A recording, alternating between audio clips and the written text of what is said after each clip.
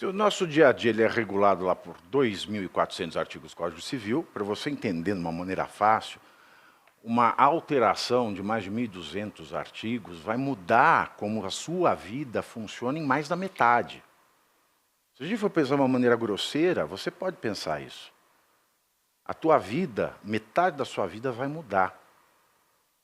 E a gente fala de uma comissão de juristas que trabalhou em 180 dias. É um tempo curto.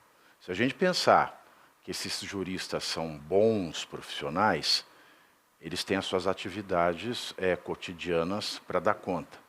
E um bom jurista já não tem cotidiano, que não tem tempo para nada.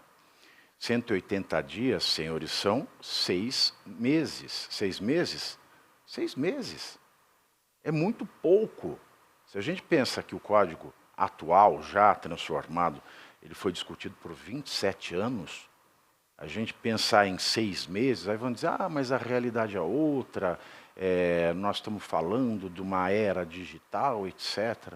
Eu lembro do professor Álvaro Vilaça, que certamente não participou dessa comissão, que ele falava que o direito romano, o digesto resolveria até os problemas trazidos por essa era digital. Foi mencionado o Código Civil alemão, né, do começo do século XX, que é um parâmetro de inteligência no direito privado para todos os países, não só de matriz romana como o nosso, e é o caso do alemão, mas também para common law, né? A inteligência do chamado Código Civil Alemão, que é o BGB, ele é um ponto que ajuda a discutir os códigos civis de outros países.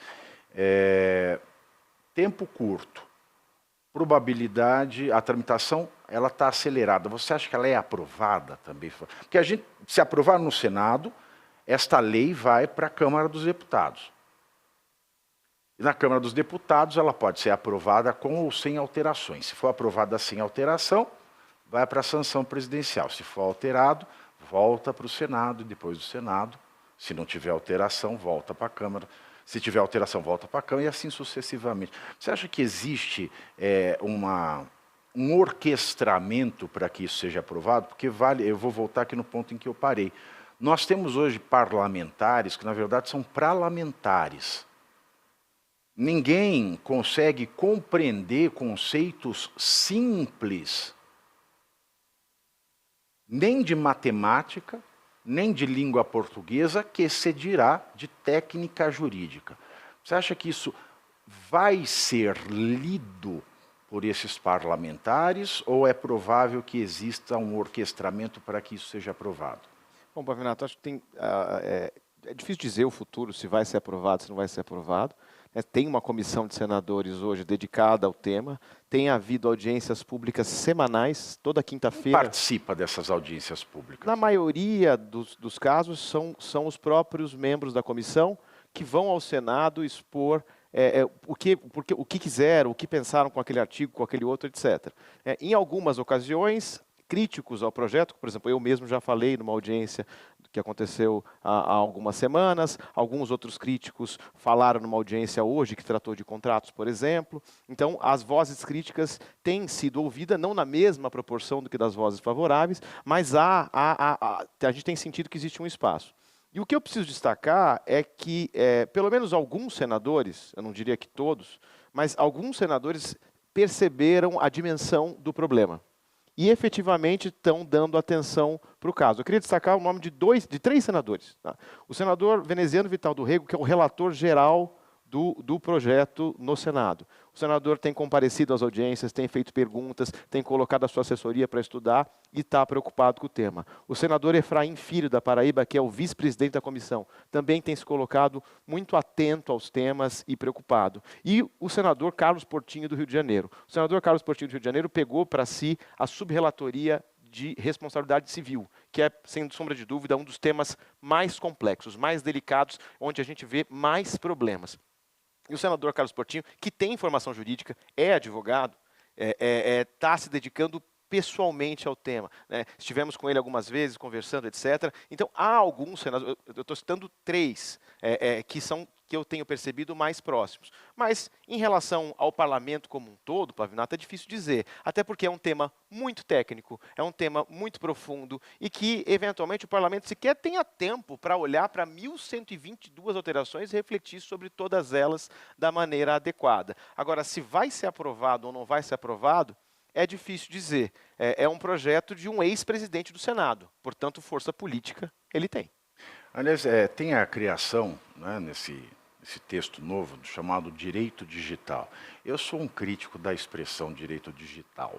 Porque direito digital é aquela invenção de marketing. Sabe? É estocar vento. O que é o digital? O digital é o virtual, né? O digital não é material. E o direito, por si só, é algo metafísico. O direito é uma prática. O direito já é virtual, por essência. Ninguém pega. O direito não é a codificação impressa, ele é a prática daquilo que se imagina que vai harmonizar a sociedade e promover justiça. De maneira que tudo que alguém faz no campo das redes sociais poderia fazê-lo numa praça com árvores e bancos. E quem o faz são seres humanos.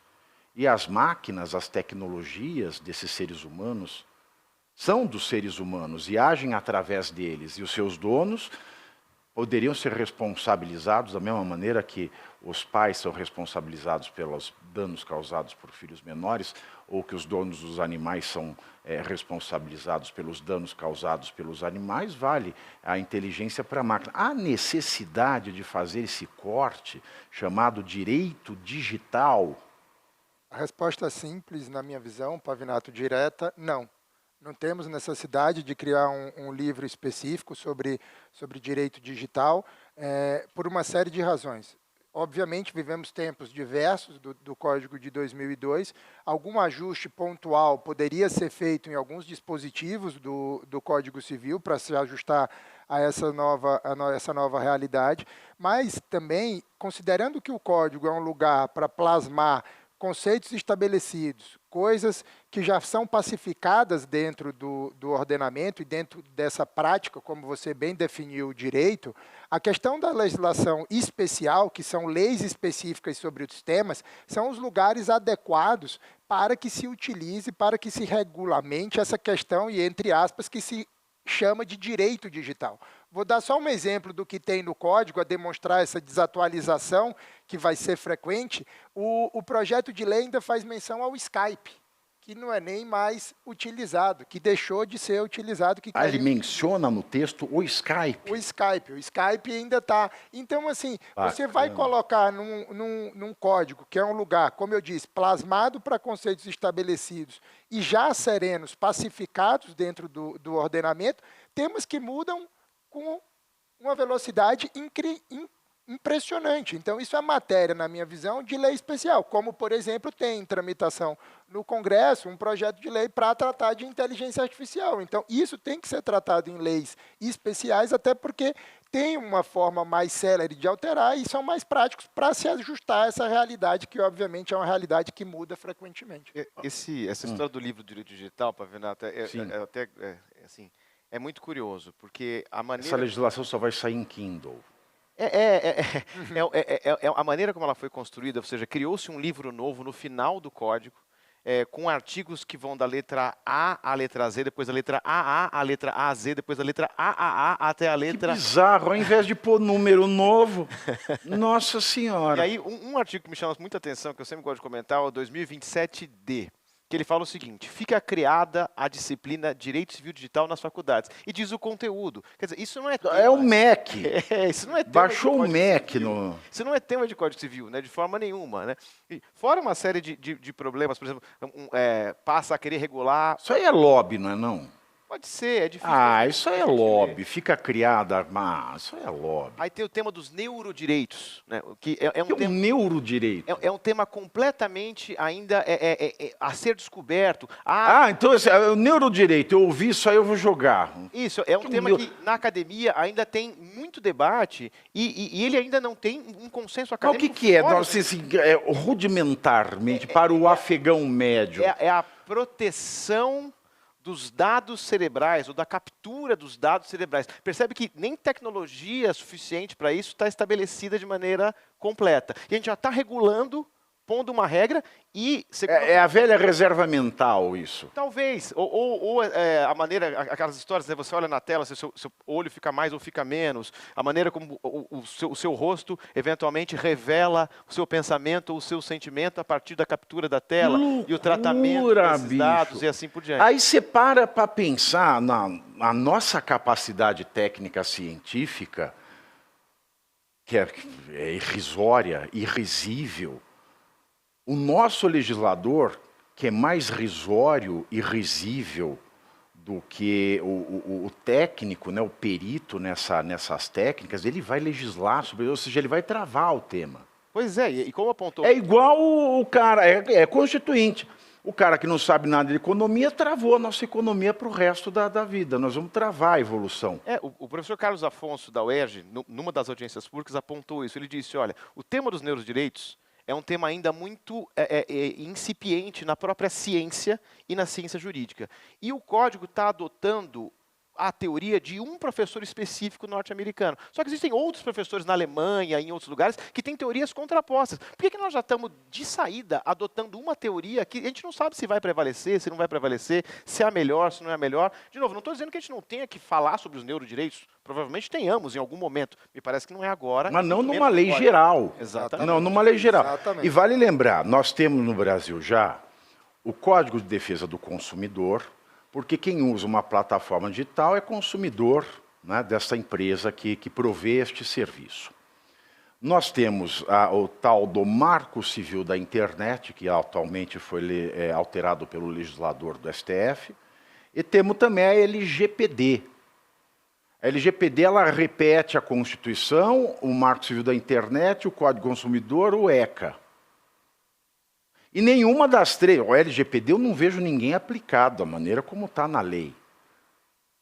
O Código Civil ele repete essas legislações nesse campo do direito digital, ou ele inova, ou ele se contradiz a essa legislação. É um mix de tudo isso que você falou. Ou seja, ele se contradiz, inova, choca. Porque, no final das contas, tem uma parte geral desse livro de direito digital que é muito principiológica, então tem vários conceitos abertos ali que a gente não sabe muito bem como utilizar. Tem também uma série de discussões que tenta colocar dentro da legislação aspectos do Marco Civil da Internet, de alguma maneira também em diálogo com o que foi a decisão do STF, tem um pouco de tudo ali. E eu acho que um ponto que eu queria destacar do que o Paulo falou, que eu acho que é muito importante, essa questão de você regulamentar demais o direito digital antes de uma situação consolidada, isso é um inibidor do desenvolvimento.